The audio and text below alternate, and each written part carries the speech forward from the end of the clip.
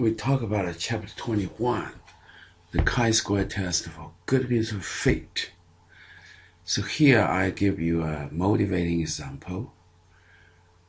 A violent crime is classified by FBI as murder, forcible rape, robbery, aggravated assault. The following table gives a distribution for reported violent crime in 2000. So in this table, 1.1% of violent crimes are murder. 6.3% of all violent crimes are forcible rape. And 28.6% of all violent crimes are robbery. And 64% of violent crimes are aggravated assault. So if we have a random sample of 500 violent crime reports from last year, you did the following frequency distribution.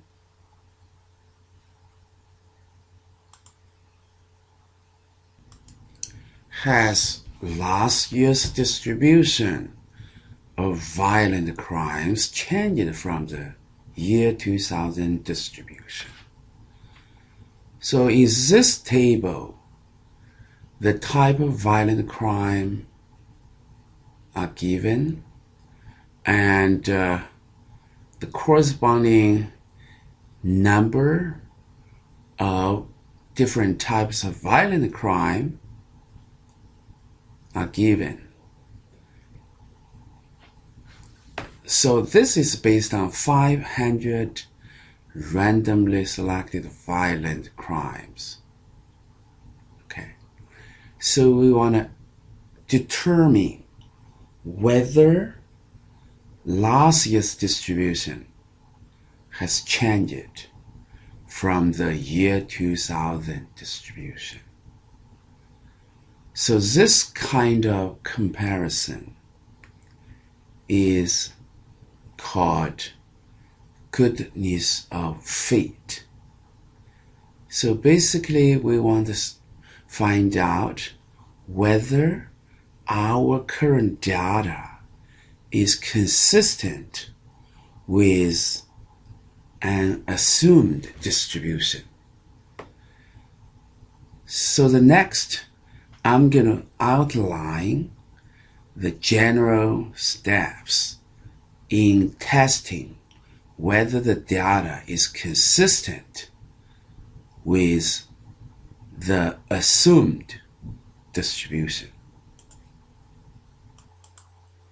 In the general data layout, we have a few columns. The first column is the category column. So usually we can identify K categories. So in the previous example, we have 4 categories.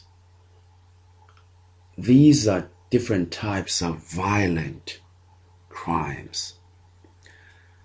And so the third column here, called observed frequency. So this column represents data. So usually you're going to be given, there are N1 observed values in the first category, and N2 in the second category, and N3 in the third category, and so on. And these observed frequencies are also in general denoted by O1, O2, O3, and so on. O indicates observed frequency. And the second column represents the assumed distribution. So here, assumed distribution is in general denoted P1, P2, P3, and so on. These fractions or percent values add up to 100% or just 1. In the previous example, P1 is 1.1%, P2 is 6.3%, P3 is 28.6%, and P4 64%. So keep in mind K here is the number of categories. In the previous example, it is 4. And the last column here, the fourth column, give you the expected frequency. So how can we calculate these expected frequencies? So we simply use the total number of observed frequency multiply each of the fractions P1, P2, P3, and so on to get the expected frequencies E1, E2, E3, and so on. So the calculations are straightforward. And why we calculate the expected frequencies this way? Because if the data is consistent with the assumed distribution, we would expect among the n observations, P1 of the first type, P2 of the second type, P3 of the third type, and so on. So that's why we calculate expected frequency by multiplying the individual fractions by the total observed frequency, n. All right. Now let's talk about the general steps in a hypothesis testing of goodness fit problem.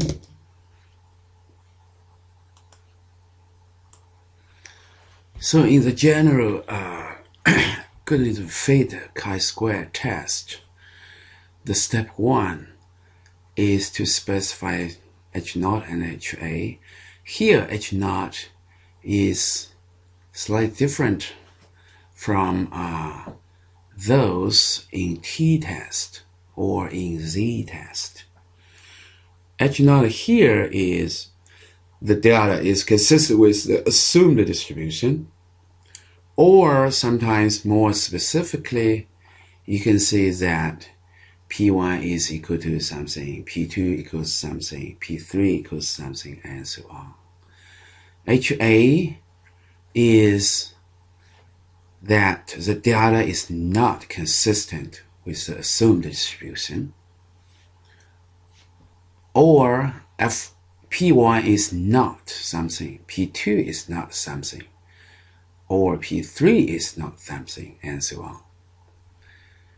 The second step is to calculate the value of the test statistic. But here, the test statistic is called chi-square test statistic, which is very different from the t-test statistic and the z-test statistic.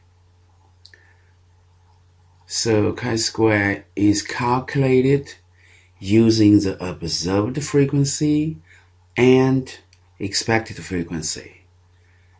So there are k terms in the calculation of chi-square. The first term corresponding to the first pair of observed value O1 and expected value E1. So as you can say, the numerator is O1 minus E1 squared divided by E1. And the second term is constructed the same way, and there are k terms. And step 3 is to calculate the p-value. But here the p-value is based on the chi-square distribution. So chi-square distribution is, always positive. So the distribution always takes positive or zero value, but usually starts with origin here. This is the origin. And so the curve extends to a value that is very close to the horizontal line, but never touch the horizontal line here. Okay, so the right tail is similar to the T distribution or Z distribution. Okay, so the curve extend and never touch the horizontal line. And like a T distribution, a chi-square distribution has degrees of freedom. In this situation, the degree of freedom is equal to k minus 1. K is the number of categories. So df represents degrees of freedom. So there is a chi-square table that you can use to find the p-value. And the p-value is always the right tail area as shaded here. Okay, as shaded right here. You never calculate a p-value for chi-square test, which is the left side, or twice of the smaller side.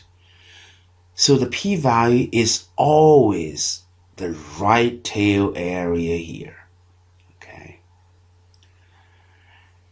And step 4 is to draw conclusion. If p-value is less than 0.05, you reject H0 at level 0.05. Otherwise, if the p-value is greater than 0.05, you don't reject H0. So now, let's use our example to carry out the 4 steps. Here we apply the chi-square goodness of fate test procedure to our example. So step 1, H0 is the delta is consistent with the assumed distribution. That is, the P1 is 1.1%, P2 is 6.3%, P3 is 28.6%, P4 is 64%. And step 4, we calculate a chi-square value. So there are 4 terms because K is 4 categories. And O1 is 3, O2 is 37, O3 is 145, O4 is 306. We calculate the expected frequencies E1, E2, E3, E4 using the formula given previously. And we find the differences between observed value and expected value. So we have O1 minus E1, O2 minus E2, O3 minus E3, O4 minus E4. Then we plug this value in the chi-square calculation. And we get chi-square 3.55. Next step, we're going to find p-value. Step 3 is to calculate the p-value. We first draw the chi-square distribution with 3 degrees of freedom. So based on the chi-square table, the p-value can be estimated to be greater than 0.10. And step 4, we conclude that we cannot reject H0, and the test is non-significant at level 0.05, and we conclude that the delta is consistent with the assumed distribution.